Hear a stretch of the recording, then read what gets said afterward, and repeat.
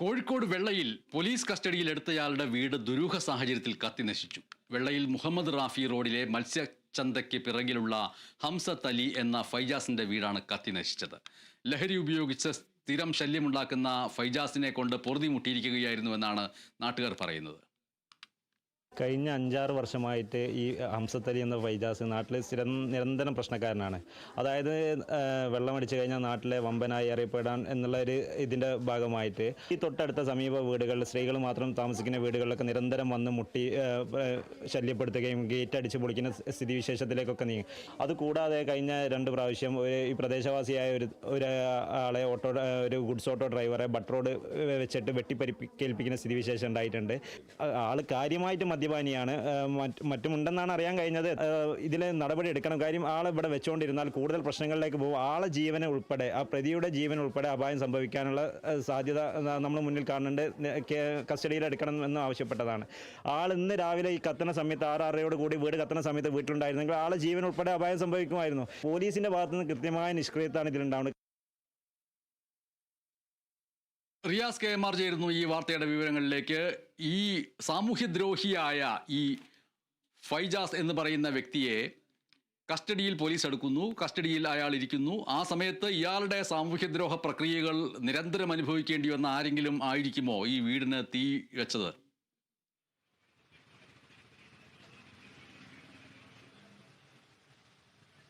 MS ആ പറഞ്ഞതിനാണ് സാധ്യത കൂടുതൽ പോലീസ് കൽപ്പിക്കപ്പെടുന്നത്.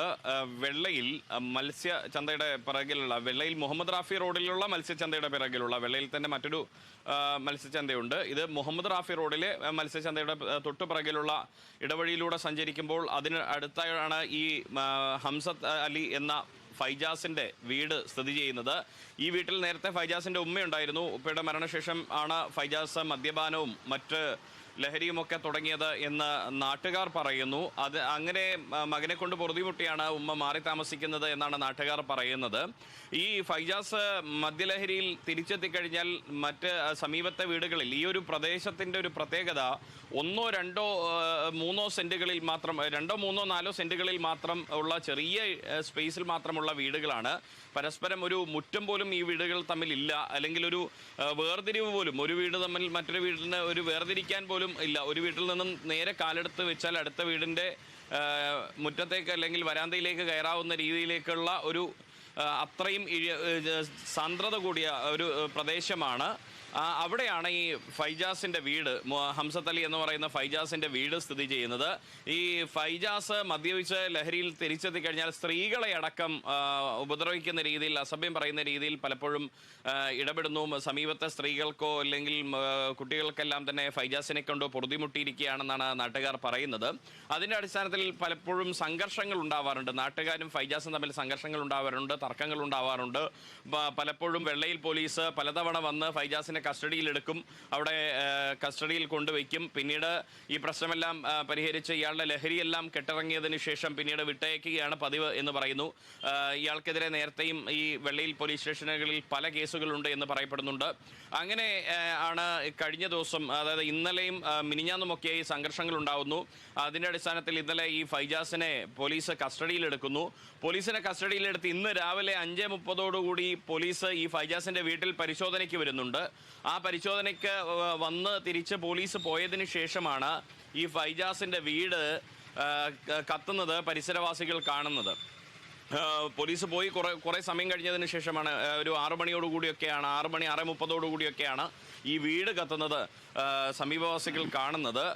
ആരെങ്കിലും തീവച്ചതാവാനുള്ള സാധ്യതയാണ് പോലീസും പറയുന്നത്. കാരണം ഫൈജാസിൻ്റെ നിരന്തരമായ ഉപദ്രവത്തിൽ, സ്ത്രീകളെ അടക്കം ഉപദ്രവിക്കുന്നതിൽ മനംനൊന്ത ഏതെങ്കിലും ഒരുപക്ഷെ ഭാര്യ ഉപദ്രവിക്കുന്ന ഭർത്താവോ അല്ലെങ്കിൽ മകളെ ഉപദ്രവിക്കുന്നതിന് കണ്ട പിതാവോ ഒക്കെ ആയിരിക്കാം തീവച്ചത് എന്നുള്ളൊരു നിഗമനമാണ് പോലീസിൻ്റെ ഭാഗത്തു നിന്നും ഉള്ളത്. പൂർണ്ണമായിട്ടും ഈ വീടിൻ്റെ മേൽക്കൂരയ്ക്കടക്കം തീ പടർന്നു. അതിൻ്റെ ഫർണിച്ചറുകളും കഴുക്കോലുകളും ഒപ്പം തന്നെ ഇലക്ട്രിക്കൽ ഉപകരണങ്ങളും എല്ലാം തന്നെ കത്തി നശിക്കുന്ന ഒരു സാഹചര്യമുണ്ടായി. ഞാൻ നേരത്തെ സൂചിപ്പിച്ചതുപോലെ ഈ തൊട്ടടുത്ത വീടുകളെല്ലാം തന്നെ ഓടുപാകിയ വീടുകളാണ് കൂടുതലും അധികമായി ഉള്ളത്. അതുകൊണ്ട് തന്നെ തൊട്ടടുത്ത വീടുകളിലേക്കും തീ പടരാവുന്നൊരു സാഹചര്യമാണ്. ഇനിയിപ്പോൾ ഫൈജാസിനോടുള്ള സാമൂഹ്യ വിരുദ്ധനെന്ന് നാട്ടുകാർ പറയുന്ന ഫൈജാസിനോടുള്ള എതിർപ്പിൻ്റെ അടിസ്ഥാനത്തിലാണ് ആ വീടിന് ആരെങ്കിലും തീ വെച്ചതെങ്കിലും അവർ കൃത്യമായ ഒരു സൂക്ഷ്മത പുലർത്തിയിരുന്നില്ല, അല്ലെങ്കിൽ അങ്ങനെ തീവെക്കാൻ പാടില്ല. ഈ ഫൈജാസിനെതിരെ നിയമ നടപടിയായിരുന്നു സ്വീകരിക്കേണ്ടിയിരുന്നത്. നിയമം കയ്യിലെടുക്കാനോ അല്ലെങ്കിൽ അക്രമം ഉണ്ടാക്കാനോ ആർക്കും അവകാശവും അധികാരവുമില്ല. കാരണം തൊട്ടടുത്ത് വീടുകളുണ്ടായിരുന്നു. ഒന്നാ തീ പടർന്നു പോയിരുന്നെങ്കിൽ തൊട്ടടുത്ത വീടുകളെയും ഒക്കെ ബാധിക്കുമായിരുന്നു. ഇനി അഥവാ ഫൈജാസ് വീട്ടിൽ കിടന്നുറങ്ങുന്ന സമയത്തായിരുന്നു അത് സംഭവിച്ചതെങ്കിൽ ഒരാളുടെ ജീവന് തന്നെ ഹാനി സംഭവിക്കാവുന്ന ഒരു കാര്യമായിരുന്നു.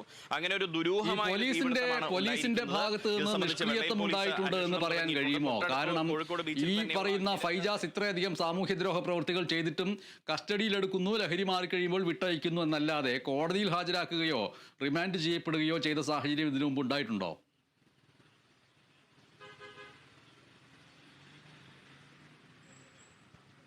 ഫൈജാസിനെ 1-2 കേസുകളിൽ അറസ്റ്റ് ചെയ്തിട്ടുണ്ട് എന്ന് പറയപ്പെടുന്നുണ്ട്. പക്ഷേ അത് കൃത്യമായി പരിശോധിക്കപ്പെടേണ്ട കാര്യമാണ്.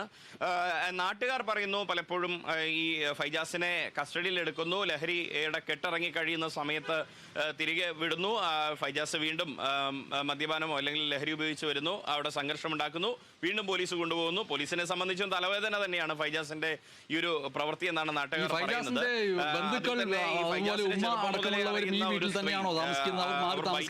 തയ്യാറായിരുന്നില്ല.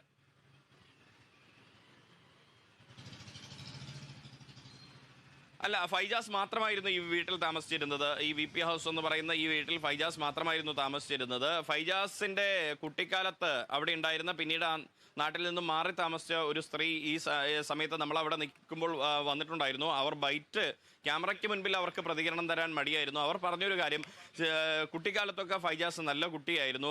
മാത്രമല്ല വളർന്ന സമീപകാലത്ത് ഒരു 6-7 വർഷം മുൻപാണ് ഫൈജാസിന്റെ പിതാവ് മരിക്കുന്നത്.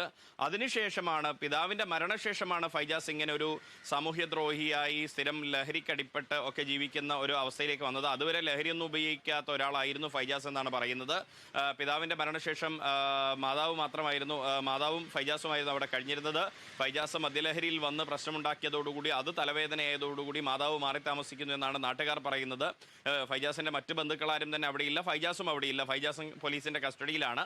എന്തായാലും നാട്ടുകാർക്ക് കമ്മീഷണർ കൊടുത്തിരിക്കുന്ന ഉറപ്പ്, ഈ ഒരു കേസുമായി ബന്ധപ്പെട്ട് ഫൈജാസിനെ കസ്റ്റഡിയിൽ തന്നെ തുടരും, ഇയാളെ അറസ്റ്റ് ചെയ്യാവുന്ന രീതിയിലേക്കുള്ള എന്തെങ്കിലും തെളിവുകൾ കിട്ടുമോ എന്നത് പരിശോധിക്കുമെന്ന് പറയുന്നുണ്ട്. അതിന് ഒപ്പം തന്നെ ആനുപാതികമായി ഈ ഫൈജാസിന്റെ വീടിന് ആര് തീവെച്ചു, ഇനിയിപ്പോൾ ഈ പറഞ്ഞതുപോലെ നാട്ടുകാർ ആവാനുള്ള ഒരു സാധ്യത, നാട്ടുകാരിൽ പൊറുതിമുട്ടി ഏതെങ്കിലും മനുഷ്യൻ വന്ന് അയാളുടെ ഗതികേട് കൊണ്ട് തീയിട്ടതാണോ, ഇനി അതല്ല നേരെ മറിച്ച് ഈ ഫൈജാസിനെതിരെയുള്ള നാട്ടുകാരുടെ രോഷം വഴിതിരിച്ചുവിടാൻ ഫൈജാസിന്റെ ഏതെങ്കിലും പരിചയക്കാരനായിട്ടുള്ള ഈ സാമൂഹ്യ വിരുദ്ധ പ്രക്രിയയിൽ ഏർപ്പെടുന്ന ആരെങ്കിലും ഇതൊക്കെ ഒന്ന് വഴിതിരിച്ചുവിടാം എന്ന് കരുതി തീയിട്ടതാണോ എന്നുള്ളതും കൂടി പരിശോധിക്കപ്പെടേണ്ടതുണ്ട്. അതുകൊണ്ട് ആ രീതിയിലേക്കുള്ള അന്വേഷണം അവർ തുടങ്ങിയിട്ടുമുണ്ട്. ഇനിയിപ്പോൾ ആര് തീവെച്ചു, ഒരിക്കലുമില്ല. കാരണം പോലീസ് രാവിലെ 5:30-ക്കാണ് വരുന്നത്. അതിനുശേഷം 6:30 ഇത് പോലീസ് വന്ന് പോയി. അതിനുശേഷമാണ് ഈ സംഭവം നടക്കുന്നത്. കുറേ സമയം കഴിഞ്ഞ്, അതായത് മിനിറ്റുകളൊക്കെ കഴിഞ്ഞാണ് അത് നടക്കുന്നത്.